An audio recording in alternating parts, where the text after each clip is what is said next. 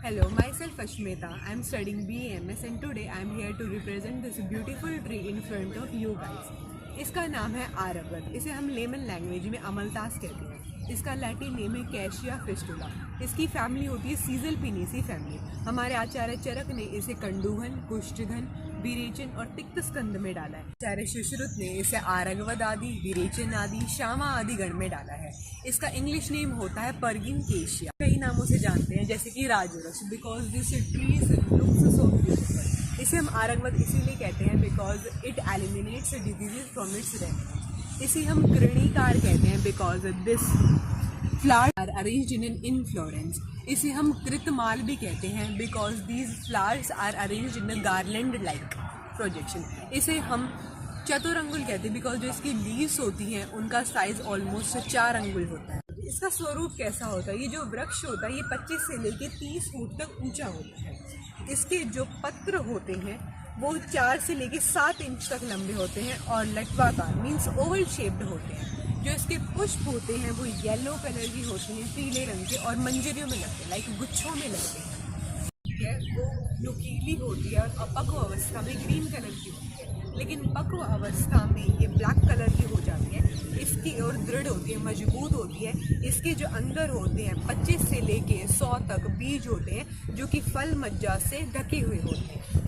इसके जो फ्लावर्स होते हैं वो मार्च टू लेकर अप्रैल में सारे फ्लावर्स झड़ जाते हैं और जो फ्लावर्स होते हैं नई पत्तियों के साथ आने लग जाते हैं। कंपोजिशन इसमें 2 मेन कंपोनेंट होते हैं, एक टैनिन होता है और एक एंथ्राक्वेनिन होता है। अब आता है इसका रस पंचक। रस पंचक में जो इसका गुण होता है वो गुरु, मृदु और स्निग्ध होता है। जो इसका रस होता है वो मधुर होता है, जो वीर्य होता है वो शीत होता है, जो विपाक होता है वो भी मधुर होता है। ये हमारे मृदु और स्निग्ध होने से वात का शमन करता है, जबकि हमारा शीत होने से पित्त का शमन करता है। संस्थानिक कर्म ये हमारे बाह्य संस्थान पे मेनली कुष्ठघन होता है, शोथहर होता है एंड वेदना स्थापन होता है। मेनली हम किस में यूज़ कर सकते हैं? आमवात में, संधिवात में, वातरक में यूज़ करते हैं, व्रण शोथ में यूज़ कर सकते हैं, संधि शोथ में यूज़ कर सकते हैं। इन सब चीज़ों में से जो फल, मज्जा और जो पत्र होते हैं उनका हम लेप बना के लगाते हैं। हमारे मुख और गले के रोगों में हम इसके क्वाथ से कुल्ला कराते हैं। हम कुष्ठ और कंडों में इसको स्नान करने के लिए देते हैं।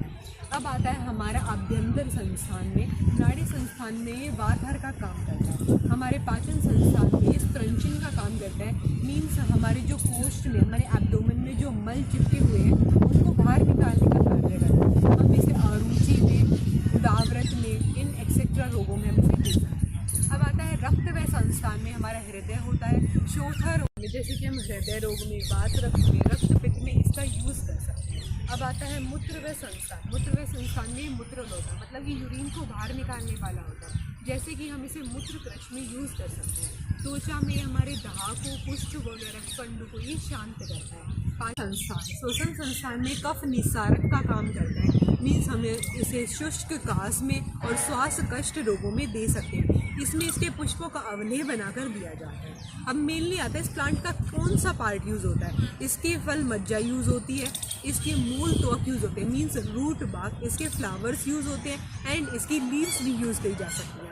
हम इसे कितनी मात्रा में दे सकते हैं? इसके जो फल मज्जा होती है वो 5 से लेके 10 ग्राम तक हम यूज़ करते हैं। विरेचन के लिए हम उसका 10 से लेके 20 ग्राम तक यूज़ कर सकते हैं, लेकिन अगर 20 ग्राम से ज़्यादा यूज़ करते हैं तो इसके साइड इफ़ेक्ट में लूज मोशंस देखने को मिलते हैं।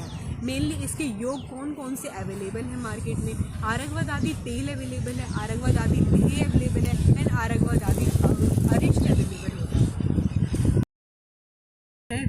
जो इसके फल होते हैं उसको हम बालू रेत के भीतर 7 दिन तक रख देते हैं। उसके बाद हम इसे धूप में सुखा देते हैं, देन हम इसको यूज़ कर सकते हैं। अब मेनली आता है इसका आम्यिक प्रयोग। It is very important. Mainly it is use in ज्वर, मतलब कि फीवर में यूज़ करते हैं। फीवर में जो इसके अमलतास की फल मज्जा होती है उसको द्राक्षा के साथ या फिर हम दूध के साथ पिला सकते हैं। उसके बाद जो आरगवद का पंचांग होता है उसे हम कुष्ठ रोगों में स्नान के लिए या फिर पान के लिए दे सकते हैं। विसर्ग में आरगवद के पत्र का स्वरस बनाकर हम लगाते हैं।